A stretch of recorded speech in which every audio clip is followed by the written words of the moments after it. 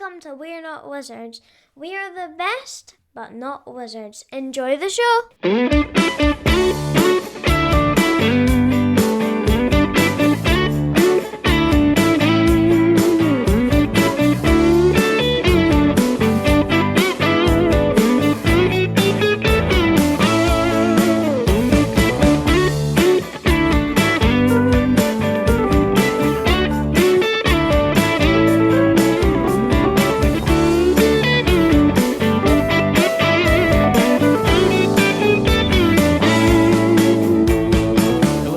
To another episode of We're Not Wizards. My name's Richard. I'll be your host for May. May it be sunny, may it be rainy, may it possibly be snowing, who knows in this kind of weather. All I know is that in this type of thing you can either live it large, you can live it small, or maybe you can even live it a little bit medium. Because if you're looking to get something involved in a medium, maybe you're looking at a medium to look at the future, maybe you're looking at a medium to look at the past, maybe you're looking at a medium who's going to stretch out into the great beyond and maybe communicate with people who are sound of heart, or people who are maybe used to being involved in nefarious deeds. Now, sometimes you might contact spirits that are full of hope. So, in one case, I want to speak to a man called Daniel Carter Hope. Are you there? Are you there, Dan? Are you there? Yes. One knock for yes. Yes, I'm here. The connection is weak. Hopefully it'll strengthen. That was fabulous. Hopefully, that was amazing. Right. And I'm also joined by he's a filmmaker. He's a writer. He's an illustrator. He's also killed Pokemon or something. Lover. He's a gentle lover. And he's a co-founder of the independent production company, The Evil Hypnotist Productions. I bring you the one and only, the fantastic Pokemon-adorned man that is Paul Williams. And they are here from Red Mug Games. So raise your red mugs. Nobody's got a red mug. And we're going to be talking about Haunted Heist, as well as just, general kind of a couples therapy session where we can get some things out in the open. Thank God, finally. Explore the rants and raves and hopefully come together in some kind of mutual understanding which will allow people to kind of saunter off into the sunset feeling happy and content, but knowing that they've got things solved. First of all, regrets to agreeing to come on the show. Where are you in that kind of level? No regrets. Never retreat. Never surrender. And Jean-Claude Van Damme said. Yeah. One of my leading inspirations said. I can see. I mean, I didn't want to comment on the rippling muscular shoulders and the fact that you're actually currently recording and you're doing the splits in between two. That's right. It's the only way to balance a laptop comfortably. Where the Wi-Fi is strongest in the house. I said don't move. Yeah. I said don't move. And the floor is on fire, so yeah. Well, I mean, are you really podcasting it if the floor isn't on fire? I mean, that's kind of how it goes. At We're Not Wizards, we like to have a little look back at the past, as we said. We like to have a kind of a grasp the presence of the present, as well as look off into the kind of the future. Now, when I usually speak to people we haven't actually met in person. I'm pretty sure you two are probably trying to scrub that memory from your minds, because we met we met at Aircon, and we had a little conversation, and I threatened you with a good time, and then you also agreed to come on the show and talk about the game.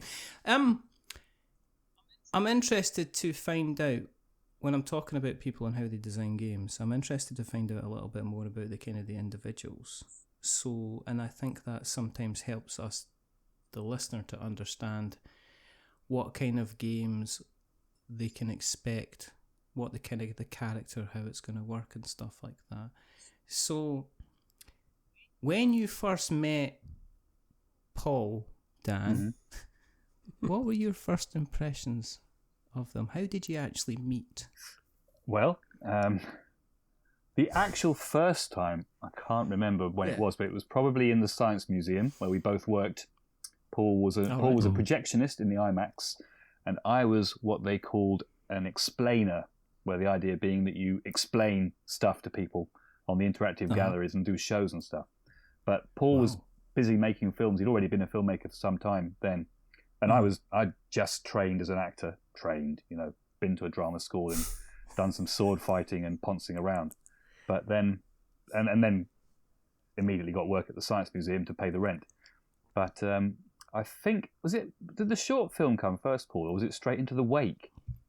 No, it's straight into the wake. Yeah. That was, I think, a friend of mine who who was in a band with, suggested me to Paul to be an actor in his debut feature film. Like most filmmakers, Paul decided the best thing to do was to start by making a full-length, multi-strand, black and white and colour, I don't know, comedy, rom-com. Yeah, anyway. But that's where Paul should probably take over the story. But for some reason, he took my friend's advice and cast me as one of the leads in this film. So we met. I mean, I cast. I mean, Dan, and I was not warned off Dan, but I think Dan was a comedic actor. I was told a comedic actor, and the role was supposed to be quite well, even though it had comedy to it, and it was a comedy in itself, but needed him to be quite serious at moments. It dealt with, as always, a lovely, funny subject of death. Yeah. So it's called The Wake, and it was set at a wake, and Dan had to be Callum, and a lead character. So I had to trust him with the lead of my entire film. But you weren't desperate, I suppose, at that point. Oh, you worked for free, I guess. The money was right. The money was right for you. Yeah. The money was for you. Yeah, exactly. I was just excited to have the chance to do it because I wasn't young, but I was fresh out of post-grad drama school, looking for things to do that were fun and a challenge. And it was, Paul has a unique way of sort of reflecting the long-standing British comedy film traditions, but also having his own spin on them, filtered through his own obsessions, which is what they are. You'd have to accept that, of, sort of Hammer horror and Ghostbusters and Hitchhiker's Guide to the Galaxy and everything of that ilk. Yeah, that's quite a broad spectrum. You kind of mentioned kind of Ghostbusters, and you go, that's quite modern, and then somebody reminds you it's like 1983 or something like that. It's 81 or 84. It was 84. 84. So the level of obsession. The famous Ghostbusters theme tune was actually Paul's first dance at his wedding, and I'm not making that up. Well, it was technically the second dance. I couldn't get away with it being my first dance. It morphed into Ghostbusters from our first. It's segued into quite naturally. But yes, and I do. I got a proton pack downstairs. You got to have these sort of things. But that is my influences from my youth, definitely. And I mean, in terms of yourself, Paul, when you met Dan, what was it? I mean, you said you heard through kind of like a mutual friend. Were you aware of who they were? Did you met them before? Was it a case of somebody went, "This guy's probably going to be suitable for your little jaunty film"? Yeah, because I think the Science Museum is quite a bit like a family. We all were in our 20s, and we all kind of hung out together outside of work. And I think I probably knew Dan more from the band. That's right. Had you filmed some of our gigs by then? I think. I can't remember the chicken and egg situation of what came first. 20 years ago. Mist of time. But I think Fourth Wall were quite the band that Dan was in with our mutual friend. Yeah.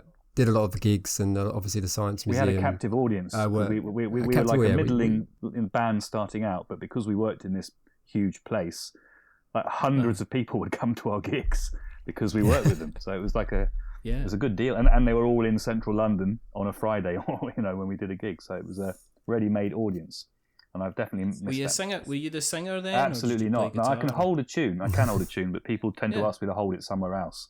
I was the bass player and guitarist and co-songwriter and stuff like that. There's only three of us, and we switched around a lot. It's great fun. Yeah. Well, I mean, when you get out of acting and when you graduate as an actor, I can imagine it not being that easy to ply your trade. No. As it maybe would be a filmmaker. I'm guessing with a film, and there is method to my madness here, But I'm guessing as a filmmaker, it's quite easy for you to continue to learn techniques. If you get hold of a video camera, you can be working on how shots would work, how interaction with characters would work, how, you know, maybe not lighting is as technical as that, but you can still be very much, I'm going to go out and record stuff, I'm going to go out and make short films and stuff like that. Even if the quality isn't there, you can still be kind of practicing your trade. Whereas an actor, you don't get somebody coming up to you and going, right, okay, I don't suppose anybody can do me a quick soliloquy in Shakespeare for it, if you don't mind. You know, anybody know a sonnet round here? I was looking for a kind of a sonnet. There's not that kind of ease for you to be able to go in and kind of, I guess, kind of practice. There's a lot of truth in that, for sure. And it's why I think if people, you know, break into telly at some point, it's easier for them to stay in that sort of thing because you're constantly getting the experience. But the number of dodgy jobs that will advertise and say, great opportunity to use your acting skills, and they're all sales jobs or market research jobs. There's probably truth in that, but you are supposed to be working on your skills, you know, signing up for courses and making your own things. But yeah, you know, it's I think the whole drama school education system, from my perspective, is fueled by the vapors of your hopes and dreams. So, if they were realistic, if any of them were realistic, they'd line you all up and say 0.5% of all of you are going to get anywhere in this business. And it's whether you're happy with that or not. But they can't say that because it would be demoralising and everyone would leave. And also there would be no course left if they just said. But exactly. I mean, one thing. The truth is, you know, if you're happy, I mean, I've sort of scraped a living at it for 20 years. So I'm sort of almost in that 0.5%. You know, not quite. But yeah, at least I have variety and tales of woe to show for it. Do you still get the rush from performing and stuff like that, or is it just something like? Oh yeah, personally, yeah. You know, do you still kind of get an actual enjoyment when you see a reaction? Because I guess there's not many jobs. It's about the connection. That you can go. 100% about the connection. Yeah. You don't always get that. It's not always possible. But when you do, it's brilliant. Yeah. So I suppose that's what keeps you hanging in there. Even if it's 500 school kids and you've just done a show about science or something. Yeah, but then, I mean, to be honest with it, something like that, if you inspire out of those, you know, 40 kids or 50 kids or 100 kids, if you inspire 3 of them to actually go home and say, I'm going to pick up a book or I'm going to start watching YouTube videos online about science and stuff like that and inspire them to do that, then that's, you know, that's a kind of a good thing, to kind of do. For sure. As long as we don't inspire any of them to go to drama school. That's what... Oh no fear, no harm in that. No fear of that, I think. No, I mean...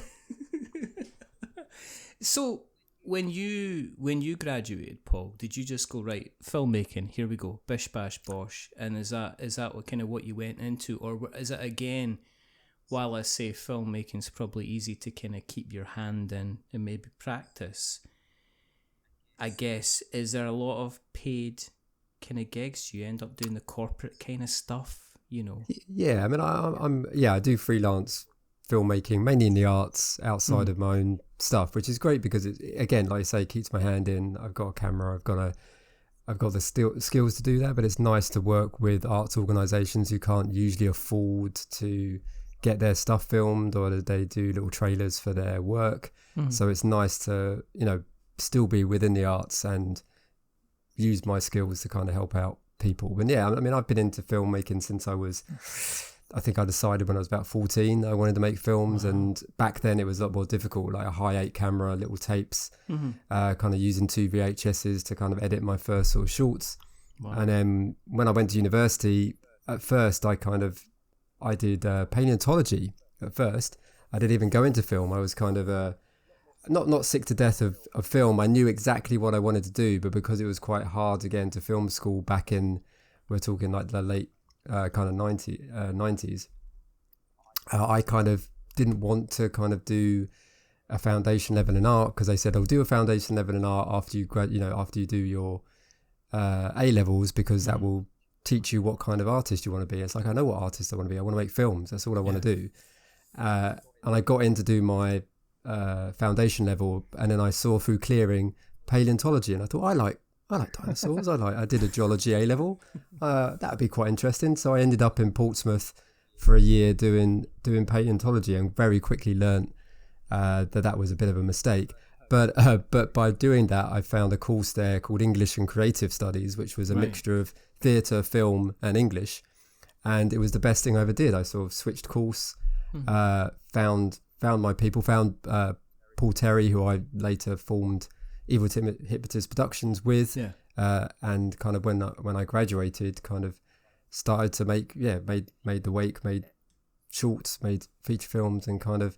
And like with Dan, like keep my hand in. I mean, it's easier for a filmmaker and a writer director like myself, is because I write everything I make. Therefore, all I need to do is hopefully just get a band of people together and make a film. And that was from The Wake onwards. One of the other reasons I suddenly realised why I want to make films is just to make films with the people that I connected with. So meeting Dan's been in almost all of my films since then, and Eugen who shot The Wake, who just graduated film school, so he was like fresh-eyed 20-year-old, and I'm still friends with him now, and we still make films together.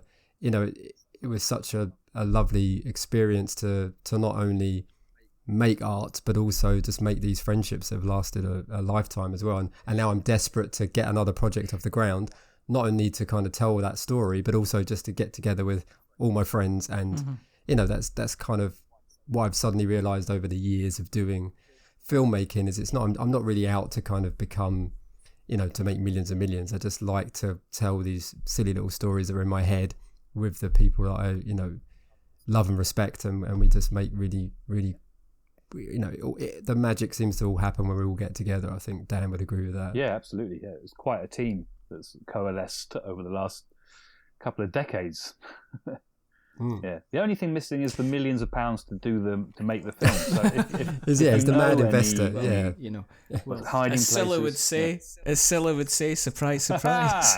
No, I'm only joking. No, and a lot of people, nobody's going to get that. That's the thing. You come out with something like that, it's only people of a certain age are going to go, oh yeah. Nobody in America, where we have a huge listener amount, they're not going to get it. Anybody below the age of probably about 40 is not going to get that either. So I've entirely alienated the entire kind of audience. Well, if you don't get it, then I don't want you listening anyway. That's all I'm saying. Just going to put that out there. You might as well alienate yourself further. Speaking of filmmaking, and this is a slight tangent, but I mean, we are going to get into the nitty gritty. What I normally do is when people come into the podcast, the first 45 minutes is talking about yourselves, and then we go, oh, we better talk for the reason that we're here. It's a theme that runs through kind of every single show I've ever recorded, ever. But in terms of, you could argue that with the number of kind of streaming services and things like that are available, surely getting into some kind of getting into the film industry isn't probably an awful lot easier than it kind of used to be. But in your, and I'll get answers from both of you on this, but in your opinion, is creativity is it directly connected to money nowadays and commerciality, as opposed to kind of making something for the sake? Now, there is still people that do making stuff for the sake of making stuff, but whenever I hear about Netflix kind of cancelling shows like Chaos and things like that, and I'm like, what the what are you doing, kind of thing. What's your view? And do you think that the industry hasn't kind of really kind of changed? It's just kind of stayed the same. It's just that you can see stuff across more places now, I guess. And Paul, if you want to. Yeah, I think I as a filmmaker grew up in like a golden age of indie filmmaking. Like the 90s was for your Kevin Smiths, your Quentin Tarantinos. People were maxing out their credit cards in order to make a film, and that film would get shown at Sundance, and then suddenly they'd be the next hot thing. And it's weird that doesn't seem to happen anymore. I don't like those low budget films don't really exist. You either have your kind of mid range. Most films will cost 5 million up to like your Marvels, which are costing 150 million, and all. It's almost untouchable. So the scene almost moved onto YouTube, and then YouTube and creators, filmmakers ply their trade more on. If I had known what YouTube was going to become when it started, I think I would have more focused on that kind of creativity of making shorts on YouTube and building an audience from there, because that seems to be where it is. And like, you're right. I mean, I think the film industry has become a lot more risk averse now. So everything has to be based on IP. Everything has to be a safe bet. So I think independent filmmaking does still exist, and the technology has made it so much easier. I mean, we have the unique sort of perspective of moving from analog to digital, and digital, I started on tapes, like I said, and then I moved to a digital camera, and that just opened up my world. It was incredible. I could do all this stuff on my home computer, and I could edit and not worry about, film and all that stuff. I've never shot on film. I've never shot on 16mm or 35 or any of that kind of stuff. But it was freeing to be able to, everything I've shot with Dan, it's all digital. But that freedom hasn't necessarily, like you say, the balance of streaming and the state of the industry is at the moment. It's a bit of a crossroads. I don't know quite what's going to happen. You see what is happening to cinema. You see that streaming is kind of eating up a lot of this stuff, and then, like you say, just completely cutting it before it has a chance to find its audience. Nothing is allowed to run for a few seasons and find its legs and get going, because it's they used to sign it for, like, as far as I was aware, it used to be like, this gets renewed for another 3 seasons, and it's like, so you would get like Buffy the Vampire Slayer, and it used to be Battlestar Galactica, which is probably one of them. Well, I'm going to say modern, but early 2000s. But you know what I mean? That was probably the last one where it was kind of like, they did the episodes, they did their 13 episode run or whatever, and then there was a break of 8 months or something, and then you got the next kind of series. And it used to be like things like, I mean, I know it sounds strange, but things like Buffy the Vampire Slayer and things like that, Prison Break, these things, they all seem to kind of like, it seemed to be series 1 was 1998, series 2 1999, and then kind of continual every year they seem to be doing it. Now I'm looking at something like, say, Severance from Apple TV, and the gap between season 1 and season 2 just seemed to be huge. And it was also the same, it was almost like the gap between like Andor's on TV on Disney just now. But again, the gap between that, the first season kind of coming out and the second season coming out, was still kind of like a couple of years. And it seems to be the case that they're gonna, like, you end up in this thing where, is this successful? Yes, everybody loves it. Let's get a second season. Cool. But they don't know they're going to get a second season until they find out if the first season is kind of like doing the numbers.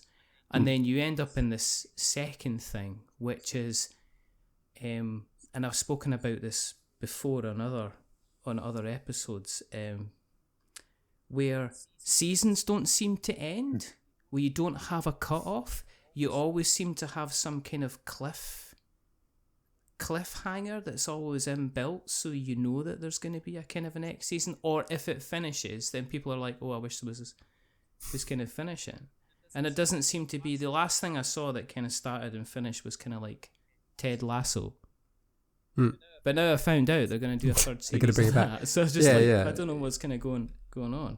No, and I think that the big gap for Severance and for Andor is, it shows the state of the reason that was such long is because of the strikes. Like post-COVID was bad enough, and then not bad enough, but then obviously the writers and go on strike very necessarily, and that almost lasts ended up 6 months or so, and then that just pushes everything back. So all these productions like Andor and Severance that were even filming, they have to either stop production or they try and film everything they can with the scripts they've got, and then have to go on hiatus until the strike was over. And that was a very much a self-inflicted kind of thing. And I mean, America, as well as in the UK, everything has quietened down since post-COVID, and all this, and it hasn't quite picked up again. So we're in a very odd state.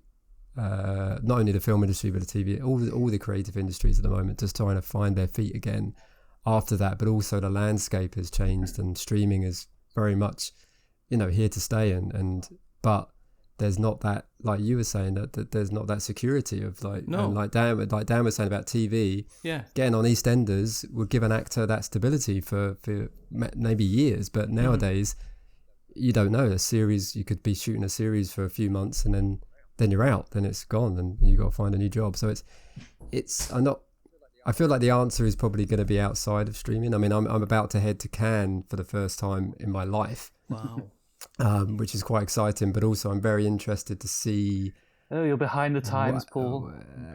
Well, I mean, it's but just seeing what people. I've already received an award on the Cannes stage. We're going to come back to that. Oh, yeah, God, yeah. Oh, yes, we are. I mean, you put it in your bio. Yeah, I forgot about that. Sorry, I thought I was doing a one-off gag there, but no. Sorry, Paul. Sorry, Paul. Talk about it. No. No, but yeah, it's a no. You're absolutely right. It's an interesting time, and as a filmmaker, and as in that weird, like Dan himself saying himself, I feel like I've done a lot of good work, but have I sort of made the thing that I want to, I've got a lot of scripts that I still want to make, and I haven't shot, weirdly, since we did that feature together.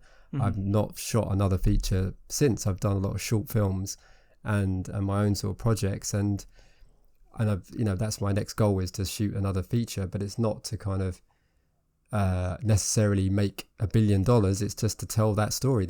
I feel like I've got these stories to tell.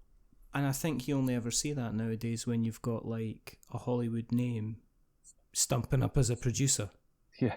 That's what I see again and again and again, is like there's the infamous money men who'll be looking at something and going, what, an office where there's somebody else when they're in the office and there's somebody else when they're outside the office? That'll never crack on. And then you get somebody like Ben Stiller turning up and going, well, this seems fine, I'll put some money into it. And you've obviously got this, you've got the stuff that this Reese Witherspoon does, and they've just turned it into like a mini cottage industry of signing books, getting rights, kind of making kind of films. Then for someone like yourself, Dan, are you looking at, because you've made a couple of little jives about saying to people don't bother with the acting kind of stuff, school kind of thing. But has the kind of the acting roles and stuff like that, is it pretty barren and pretty bleak out there? Is it the same people you see getting the same jobs? It depends. It depends what because there's so many different niches and areas of acting and performing. To start with, though, I think I'd say that the conflict between creativity and the money needed to fuel or supply, the needs of the creativity, is, you could probably trace that back to the first time someone dipped the finger in some blood and drew a horse on the wall of their cave or whatever. I reckon the conflict with having the freedom to be creative and not have to worry about your immediate needs has probably always been there. But just writ large across the whole industry in terms of trying to get the money to stop earning a living and make the art happen.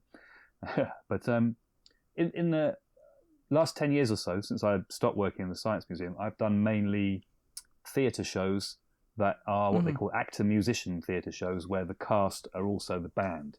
So that's a sort of niche within a niche within a niche. I was buzzing along quite nicely on that, couple of shows a year sort of thing. But post-COVID, definitely things are fewer, and it took a long time to get going again.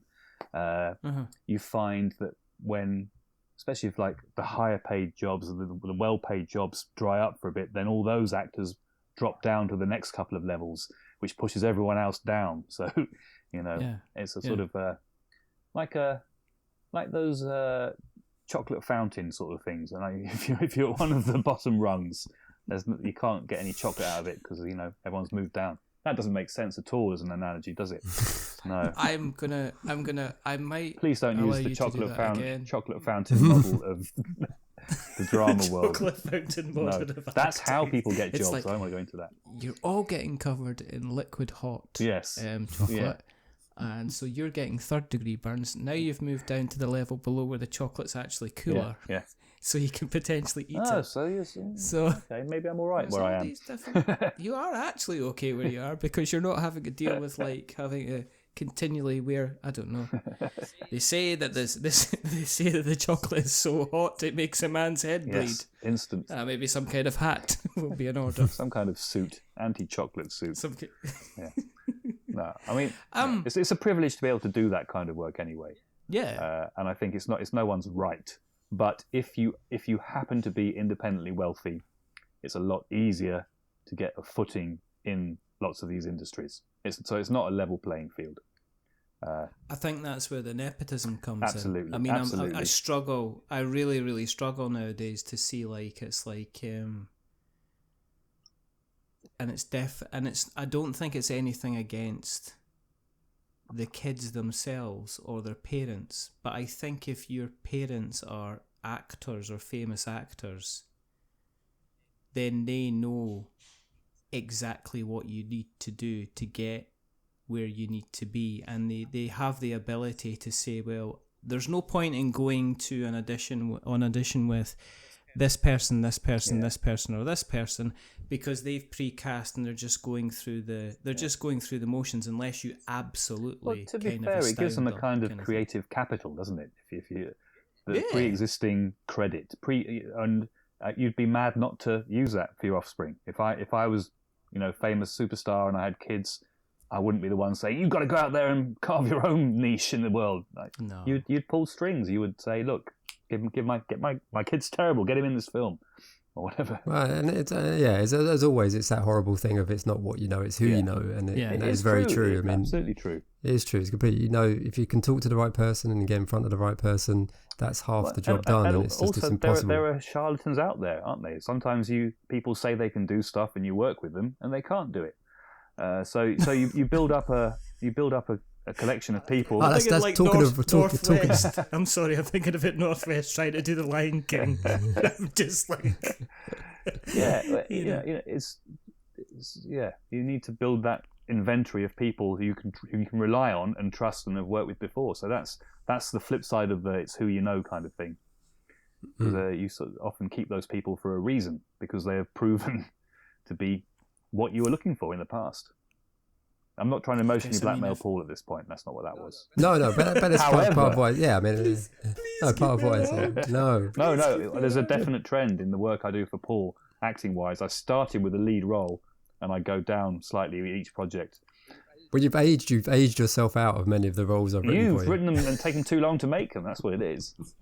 Okay, all right. Okay. I know we were going to bring some stuff out in the public here. We joked about that in the past. I always say we need to make this film before I'm too old to play the parts, but I've actually stopped joking about that now because it's come to pass. It's like seeing an amateur production of like West Side Story, and everybody in it's like in their mid-30s playing the sharks and the jets. And they're like, fair play to them. When you're a jet, you're a jet. Ow! Just on my back in. I can't be throwing about this ball. I can't dance. No finger snapping. It's sprain the wrist. So the role playing. Where are we? 35. We're 10 minutes early, but it's fine. The role playing games. I told you. There you go. No, I did say.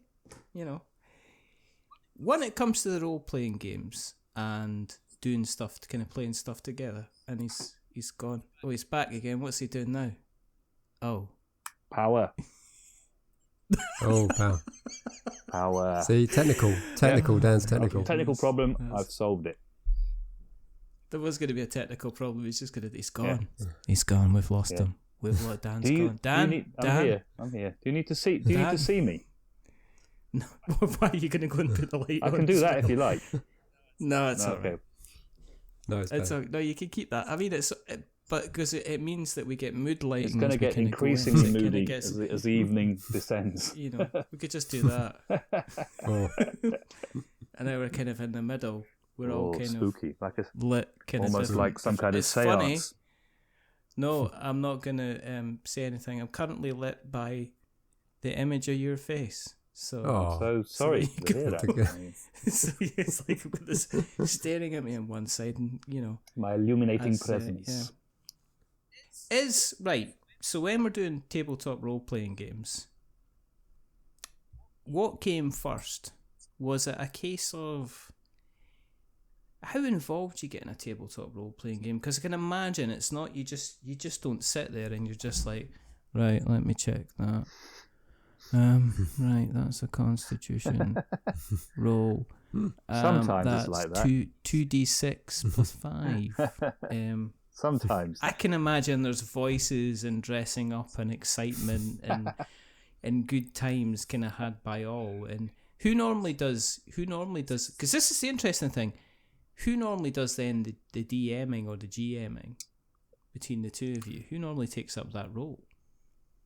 We've both done it. I'd say I probably edge it at the moment, maybe. Just only because we have a group of 5 of us that's been going for a long time. Yeah. To be fair to Paul, it's because of him.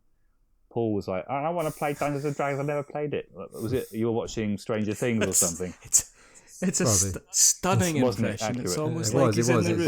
Like I don't know why that came out. I'm not sure what that was. I was trying to, But yeah, so it was. You should try acting. Yes. Now you're beginning to understand why I've had to diversify. Yeah, it was. It was Paul wanted us to. He wanted to experience the thrill of tabletop role playing, and a couple of us. Right. You had some other friends who Scott and Jim and Jamie who'd played in their youth or still played, I think. But and I had as well. Yeah, and it was back on the scene, wasn't it? About 5-6 years ago. Was it longer than that? And longer than that, probably. So because it was kind of a couple of years. But again, because I say a couple of years before, it always seems to be pre-COVID, post-COVID. But pre-COVID, we'd actually met up in person, and we kind of would do a whole Sunday session. Yeah, that was just Scott's D&D game, really, wasn't it? That was Scott's D&D game. So he was running a classic campaign for us, and it was great. We were getting really into it. And getting into it enough to drive to Romford one Sunday a month. The Brentford Triangle. Yes. And if you understand that reference, goodness sake, help you. But then, okay, is there, because you are an actor, is there then the temptation to dial stuff in when you are DMing? Well, are you tempted to kind of like go, there's a big dragon over there. He's going to be taking your eyes one at a time. Well, all of them. I'd say it's more Dan's. I mean, not to jump in there, but it's more your improv skills. I guess it's more being able to, as all DMs and GMs have to do, and kind of what we built our game around is being able to on the fly react and change your story to the players, because I think there's nothing worse than, I mean, I've suffered from that as a DM when you're looking desperately through your note through the book to kind of find where you are. Down there. You can't. What character? You've skipped ahead. You've killed the one. There's a gate. There's a gate. I've jumped over it. No, you can't jump over the gate. No, you can't. I think I spent the whole day getting this thing ready. Paul's right. I would say that's the thrill for me, is the reacting to what's going on and the narrative. It's the writing discipline of it, and trying to come up with sandpit scenarios that I know they're going to either hate, but in a good way. Yeah. So I run a Star Trek Adventures game. So it's been going for 5 years now. They should all be admirals by now, but I'm holding them back. But the trouble is, they're all huge fans of that of Star Trek. So they know a lot of the canon stuff, and so I have to. It makes it very challenging to pick out a unique story for us from that. But I've enjoyed the challenge, and I think we've managed on the whole. Sometimes it's me coming up with stuff that I like. Other times it's reacting to characters they come up with and situations that have arisen. So that's as Paul says, it's the improvised nature of it that I think appeals to me, and that we try to bake into our game as well. You keep on mentioning our game. Yes, we're proud of our little baby. Our little baby. You want to talk about it's our first one. It's your first one. Yeah. But how many others were created before this was the one that you decided? Because what I'm aware with like role-playing games, right, is that, and it'll be the same with films, it'll be the same with plays, it'll be the same with anything. You know, I have a thing where I say your first kind of whatever is going to be awful. So just make it, get it done. Whoops. And then once you get to your 10th, 15th, 50th, you'll be having the best kind of time ever.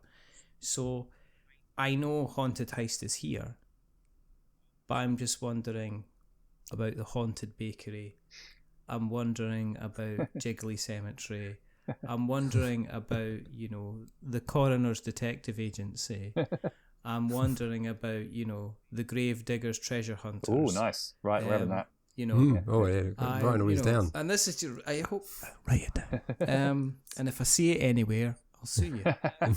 But I'm just wondering, was there a collection of various different things that you tried out and then went, actually, this is the one that we're going to go for? I think there was a... Yeah, because I think... I was going to say, because I know what Dan's going to say, because is this not only our first game, but it's probably the first game we've written together. I wasn't going to say that, I feel like... I wasn't going to say that. No, but I feel like the reason it probably worked so well out of the gate is the fact that Dan and I, again, as you've with the great half an hour introduction to our lives, we've known each other for almost over 20 years and have worked on creative projects over those 20 years. Worked and played together, to be fair.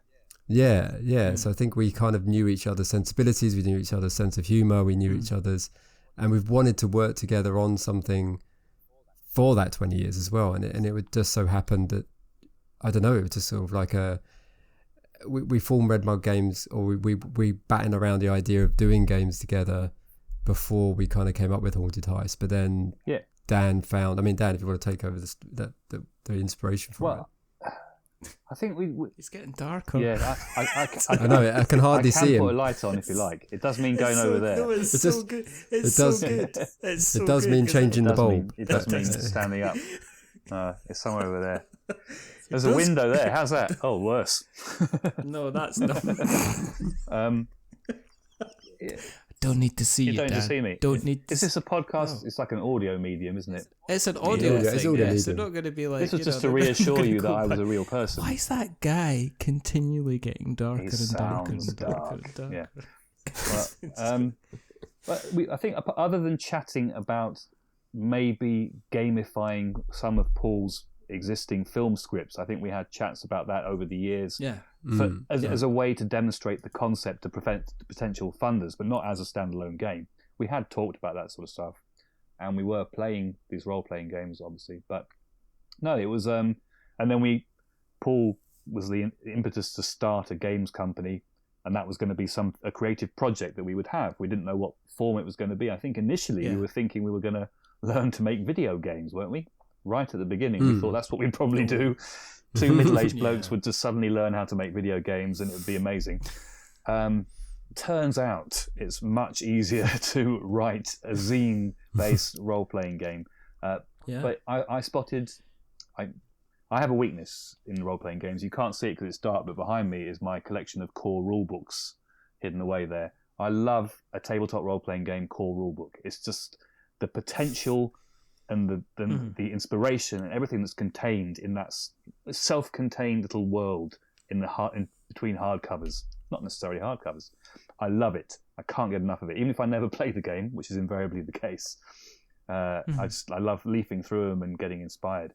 And so I spend a lot of time on websites like Drive-Thru RPG, buying these rule books that I will never use.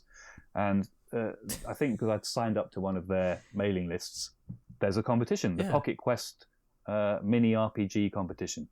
And I shared it with Paul and said, look, we'd been a games company for a year and had made no games. Yeah. And I think it seemed like we needed some sort of impetus, some sort of deadline. And they had this thing, you had to write a 25-page limit mini RPG on the theme of heist on this occasion. So we thought, we'll try that, we'll give it a go.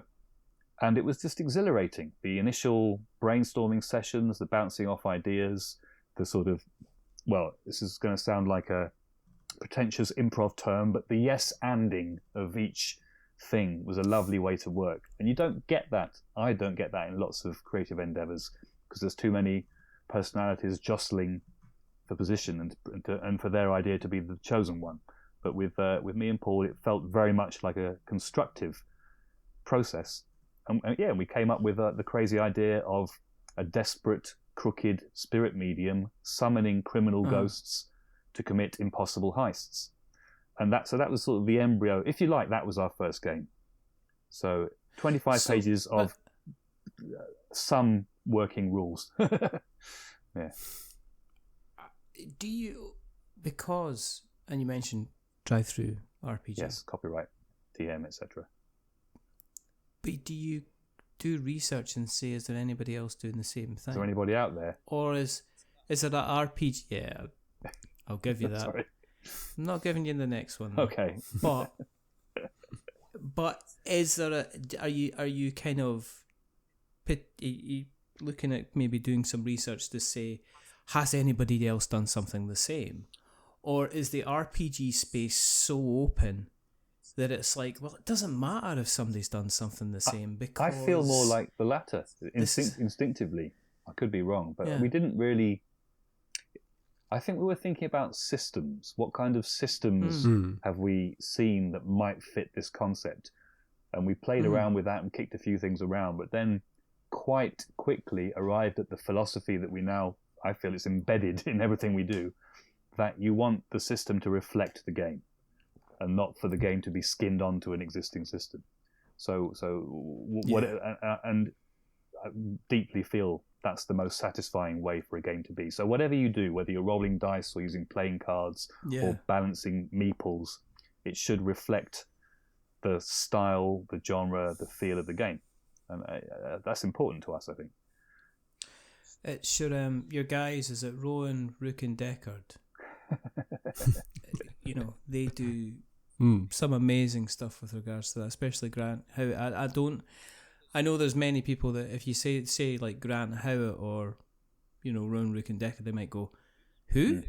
But if you mention things like Honey Heist, they're like, oh, the bear thing, the bear RPG, kind of one pager. Yeah. And, that's what you said about the kind of the system reflecting the kind of the theme of the game. And I have seen some people taking a theme and just sticking it onto 5th edition. Yeah. All the time. Because they expect that to kind of sell the game. Oh, it's 5th edition, so you'll know it. I think there's the place for that, I'm sure, for like, add-on source books and, sort of fan-based stuff. And I think a lot of well-known intellectual properties do put their characters on an existing game, don't they? It gets reskinned, and that has its place too, I think. But I think where we're at, with it being, our own ideas and stuff, I think you need to fully roll with that as far as you can. I don't know what you think, Paul, but actually, I probably do know. And I think. Well, no, and I think one of our kind of ideas when coming up with Haunted Heist was to make it as simple as possible. Like be quite. Yes. All you need is a couple of dice, a couple of D6 dice, and you can play the game. And not too crunchy. That was important to us as well. It's not too crunchy, not too, you're not going to get encumbered, and you're not going to have all endless rules, but enough rules to have this sort of sandbox and be able to have that collaborative storytelling between not only the GM, but also, the GM is also a player in the game. And that was also one of our kind of light bulb moments of like sort of saying we're the eternal GMs and DMs, and you are also telling the story, but why not make you have skin in the game? You could die. You're the only skin your in players the game, can kill you. The rest of them are ghosts. So literally, sadly for them, they don't have any skin anymore. They really don't. But it's all hanging off. But that was as you say, the knock-on consequence of deciding to make the GM a player character as well is that they can die. So we're quite proud of that. I don't know. Maybe that exists in another game somewhere, but we haven't encountered it yet.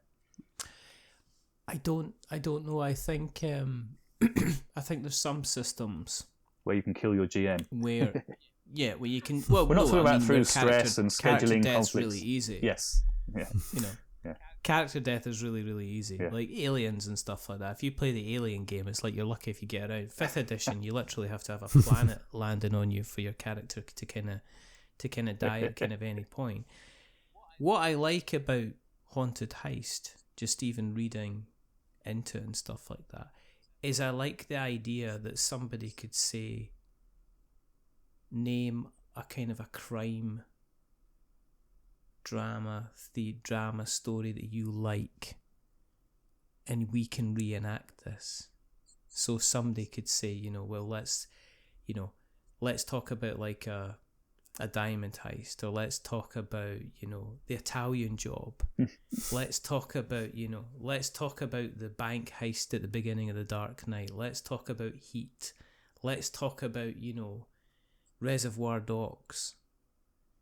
These could all be kind of various different things where it's just like a sandword, and the whole thing is that the medium is bringing in these various ghosts from any genre at all, to kind of commit a crime, any period of history. And the reason, and the reason that they're committing the crime is because once they've successfully committed the crime, then they'll be able to basically disconnect themselves from this seaside town, Morecambe Bay. Yes. Morecambe Bay. Yes. Mort. Yeah. And that's interesting. You picked Mort. I didn't know if you realised that means death. Wow, that's absolutely the first I heard of it. I didn't know if you realised if that was just one of these stunning kind of coincidences. No, we didn't want the real people, the actual Morecambe Bay to be in any way offended. I don't know if you've been there. I grew up near there. They're not far off. I grew up near there. It has some lovely moments. Yeah. It smells a lot of Werther's Originals and kind of peppermint tea. I've grown up in various dilapidated seaside towns, and I live in one now. So they have a very soft spot in my heart. Is it? Every second building's an Airbnb that never gets filled. Well, and, you're watching the place slowly kind of die. Is Haunted Heist? Is it built to be a series of one-offs? Well, or are you looking into kind of like a campaign kind of situation? How's it kind of working on in that respect? Do you want to hear from the light side or the dark side? I think because we created the core game to be. Yeah, go. You turn the light on while I do it. Yeah, the core game was supposed to be a fun one shot, so I think that's what was our first idea, that you could do this one shot multiple times. It doesn't mean it's a one and done. It's like you were just saying there, you might have a scenario you've come up with, or you want to do Reservoir Dogs but with ghosts. And you can keep doing that and again, and it'll be a unique playthrough every time. Every time I play tested it with a variety of people, it's so completely different, because it's, like we said, the characters can be from any time period, but you've got a set number of powers depending on what kind of ghost you are, but you can be whatever you want to be, and that just opens up again a plethora of possibilities. But then we also notice that quite a few people, because we want to give that freedom and give this the sandbox with some little rules to it, but some people want a little bit more than that. So we have produced now a couple of little, I don't know what we're calling it, like little heist adventures, supplements to kind of give. So maybe they're sort of like more focused sandboxes, smaller, more detailed sandboxes. I think you need that. I think some people are excellent at running systems. Sure. And I feel this when I'm running an unfamiliar system. I want as much assistance as possible. Yeah, I mean, and if you say, okay, we'll go off and create an adventure, they're like, paralysis. No, I definitely feel that. No, I'm not sure what I'm doing. Whereas, if you've got something that's there and it says, right, okay, well, here's the system, but here is a quick adventure to kind of get you going. Yeah. Because, I mean, I take it the game it's designed to be, you're not looking at the serious hardcore players. It's suitable for folk that this is maybe their first or second venture. They've went, yeah, we've played some D&D like everybody in Roll20, but it'd be nice to get into something quite different. Yeah, it's meant to be pick up and play pretty much, and easy to jump into if you've never role played before. but at the same time, I think we wanted it to be rewarding to regular, habitual role players like ourselves. So you still have that freedom for that, and especially with the the unfinished business elements that your ghosts reveal as they go through the game, and the idea of vengeful spirits chasing after you that could be linked to your character's past. So you don't have to make this whole lengthy, detailed, tragic backstory, but it can build up in play. There's plenty of scope for that, and so I think accessible but not over simple, I think was what we were going for. Yeah, and I think there is the possibility, like I say, for an experienced group to do a campaign. Yeah. Like if you wanted to do a campaign, it's definitely got the structure for that. You might have to play multiple characters over that, because if you do complete all your unfinished business, you're off. You just that was part of the fun of role playing, is making a new character or having this new character concept, isn't it? But the medium will always be able to summon another ghost. Unless they get killed, then they can come back as a ghost themselves. That's it, and then somebody else takes over. So we're looking, and we are looking almost more into expanding the story idea, because again, us being Dan and I being storytellers, I think the possibilities are outside of Morecambe Bay itself and the criminal underworld and who runs the criminal underworld, what is actually means to have your afterlife sentence. So I think we have come up with a concept of expanding the Haunted Heistiverse, I guess, or the that rolls off the tongue nicely, world. Isn't it? We're definitely using that. It does. It's almost like. No. But so we're looking more into those possibilities, and because it does feel like we're going to do some supplements and create a nice meaty book of it. But we're quite light. I mean, the zine world is just something I know Dan likes his core rule books, but it's something I think the biggest thing for us, we did Tabletop Scotland last year, which was our first convention. What a lovely way to start. Exactly, because it was gorgeous, simply lovely experience. It was just the people, the support, from everyone, the from community, hunters, from other game developers. Yeah, just a very welcoming, friendly, encouraging, and useful world compared to what we've experienced in other, very competitive for resources kinds of worlds. So you will have seen in Aircon that we have that Ouija board tea towel playmat thing. And that's based on suggestions given to us at Tabletop Scotland by other game developers. When they liked the sound of our game, we were toying with, investing in some sort of neoprene rubber mat thing. And they sort of pointed us in the right direction. Easy, isn't it? And it was really, really, really lovely, really supportive. So with that in mind, how easy or difficult is it to get the kind of the word out there? Because again, you go to Drive-Thru RPG and you can chuck a stick and you'll hit 15 RPGs all about chucking sticks. But I noticed from your news section, you say, well, this is going to be the year of conventions. So I mean, we met at Aircon. I'm assuming at the end of the month you're going to be heading up to Birmingham again for UKG. Yep. Maybe? That's a bit of a daunting prospect, I think, because we've been there as punters in the past. Part of that barely moving, shuffling human mass that you become, and just occasionally trying to grab a game as you go round. So that'll be interesting. I don't know. Looking forward to it. I think we're treating the conventions. I think that is the hardest thing. Like you say, getting noticed in a very crowded market. It's the same as filmmakers, as actors. Like we're very, and I think the conventions have been really good. We're not looking again to sell 1,000 copies. We're just looking for people like yourself to come along. To start with. We just want people to kind of hopefully get to know our stuff, get to know us, and get to like it enough. That's it, isn't it? They're looking out for what we're up to next. I think for us that will feel like we've arrived when people want to know what we've got coming out next. To me, that's what I'd like us to get to. People know our style enough that they're like, whoa, what's next from you guys, sort of thing.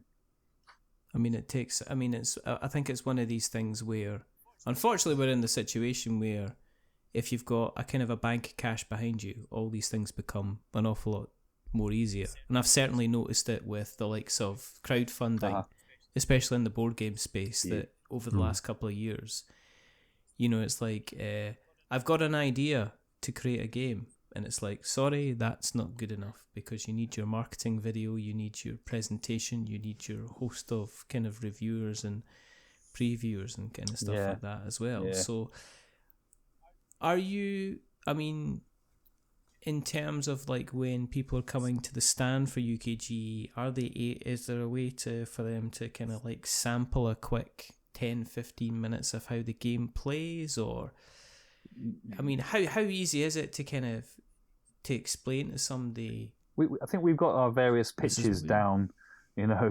You got the quick pitch, you got the medium pitch, you got then the long pitch and stuff. But we tend to get carried away.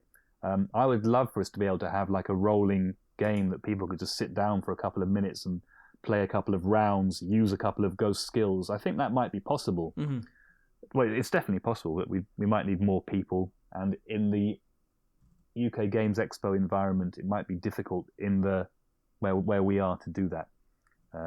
But we'll see. We'll play it by ear. Ideally, yes, we'd love people to be able to play it, and because you feel like that's how you really get what it is. We can explain it as much as we like, but once you play it, you'll be like, oh yeah, okay, that's all we're doing. I think there's a certain people of how easy do you allow people to take ownership? Yeah. Because if they don't feel the system is allowing them to take ownership of a person, then it means it's difficult for them to invest any kind of emotional worth in the character. I mean, and then kind of homebrew all the way. You know, this is everything's only a sort of jumping off point, isn't it? You know, maybe if you are, if there's something that bothers you about the system or something you think would improve it, go for it. Let us know. Let us know. I'd love to hear, because we racked our brains over these rules over our huge demanding playtesting period, which obviously was not as extensive as some things, but we did properly try and iron out the best simple rule system for what we were trying to do, and there were quite a few different versions. So if you look at the 25-page competition entry for the Pocket Quest mini RPG thing to our final version that we now have and sell, hugely different. Very whole systems have gone and been replaced or tweaked and changed. So it's very different, and it's twice the size on top of that. So it's refined and yet bigger, if that makes sense.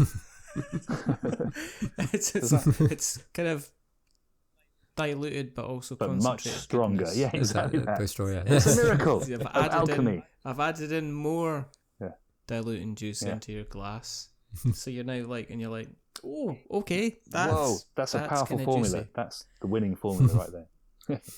But you can pick it up for like a £5. I mean, you can get the PDF for like a £5. You can. Are we crazy? But also the hard copies.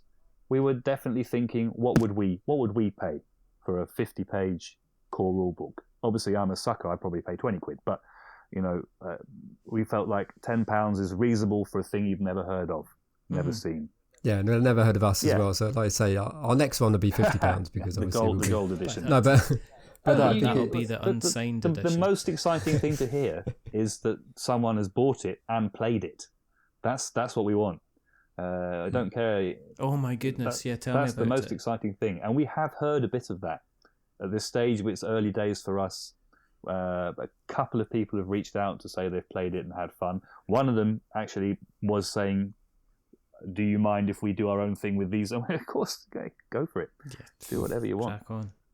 Is it difficult to kind of get reviews then of the product?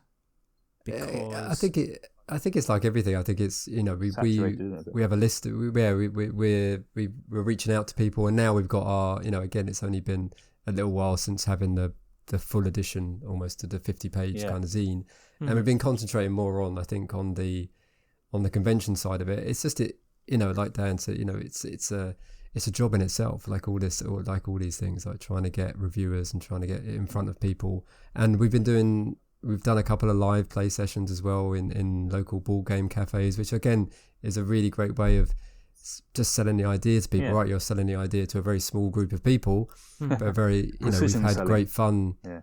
But great fun doing that, and then hopefully the word of mouth at the moment has been really positive, and so we just want to hopefully after doing Games Expo to kind of do to get it in front of some more YouTubers. I mean, I think that's what would be great to kind of see people play it rather than just send it. Exactly. We should probably do some of those ourselves as well at some point. It's on our list. It's on our to-do list. But it's basically, looking at the prices, it's £10 for the core rulebook. It's £5 for the PDF, and then if you want there's a couple of the expansions, the Last Resort. Yes, that's the first. Which is kind of like expansions. A supplemental, basically. If you want some guidance, then that's the ones that you go. You've got character sheets here, you've got GM sheets, and you've also got the fantastic tea towel playmat, which is just absolutely gorgeous, glorious. Love it. And that's all on the website. We should obviously make sure that there's things to do. What's next then?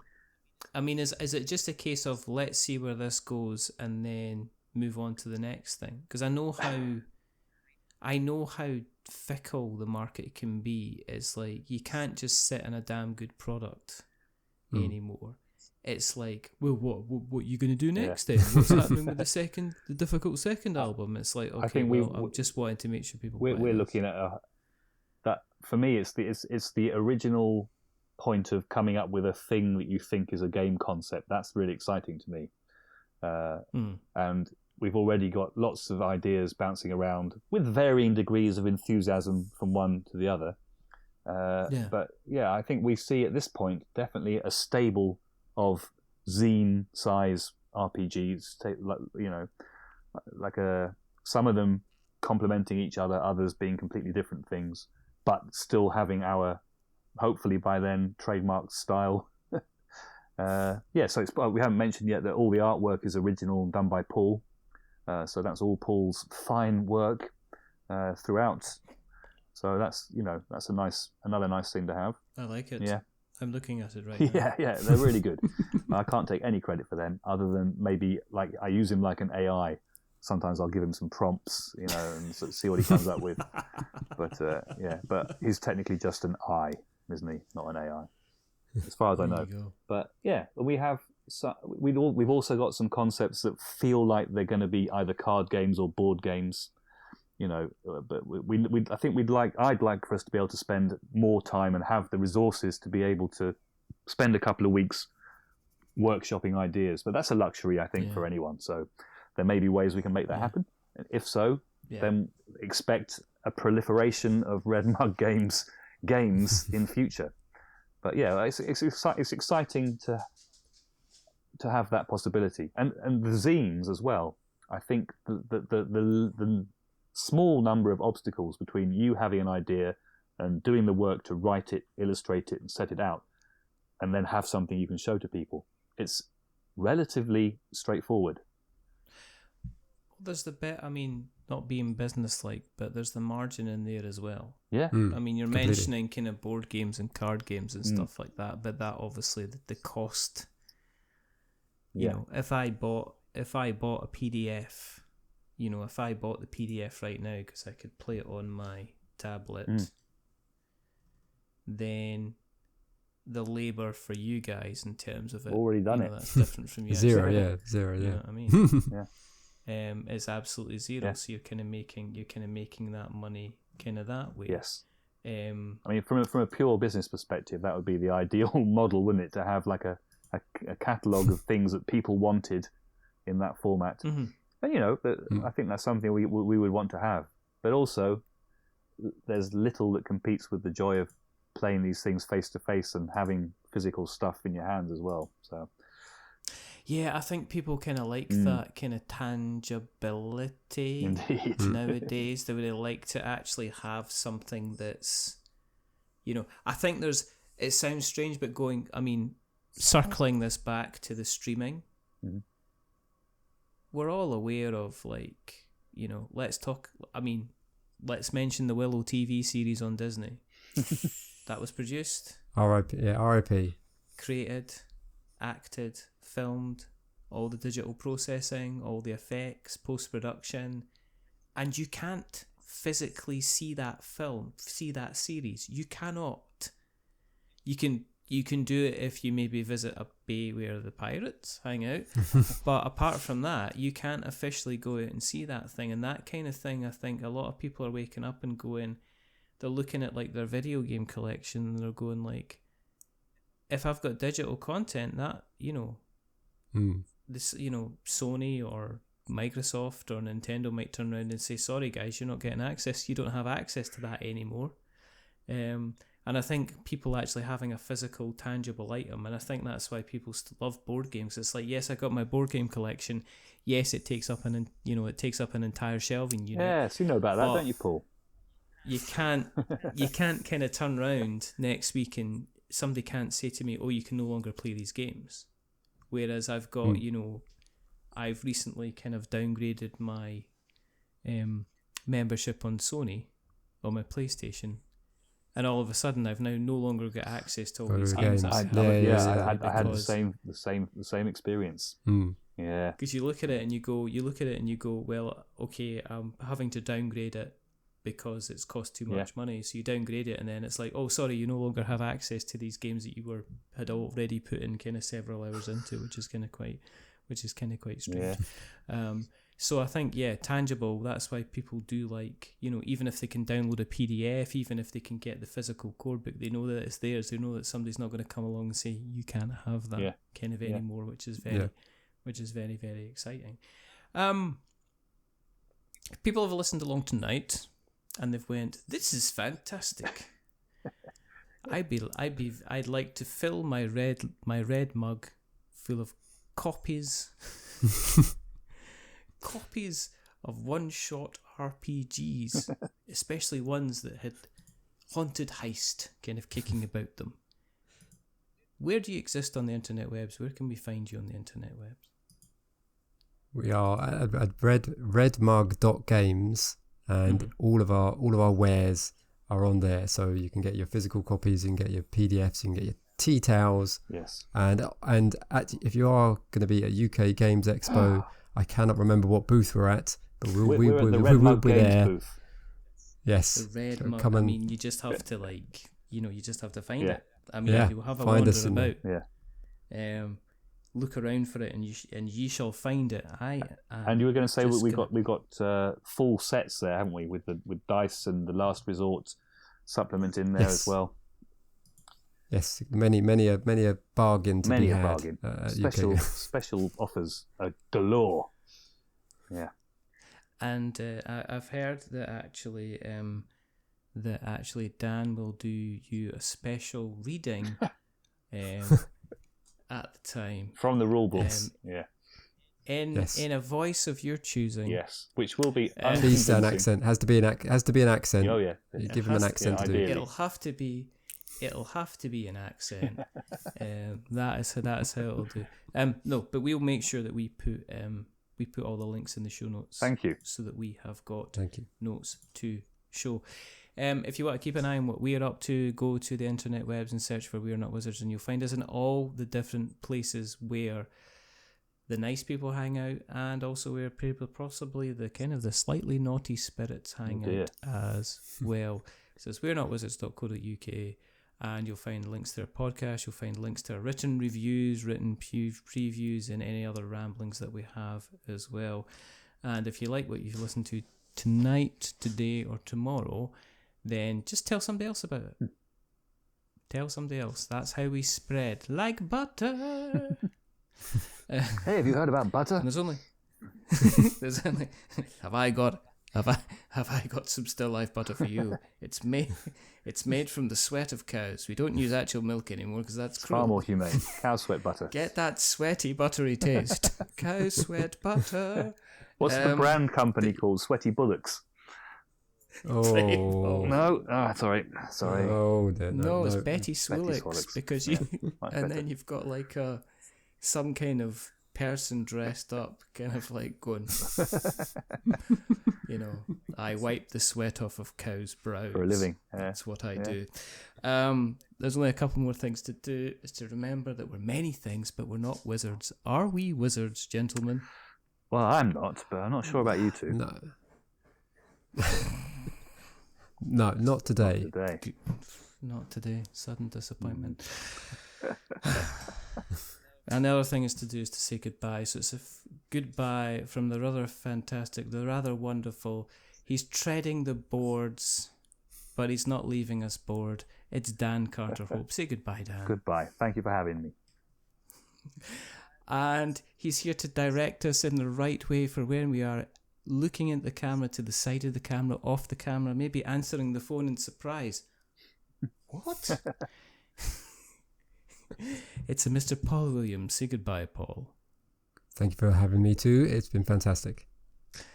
And it's a goodbye from me. Remember, stay safe, roll sixes, make something awful, and stay spicy. But until the next time, goodbye. A wizard is never late.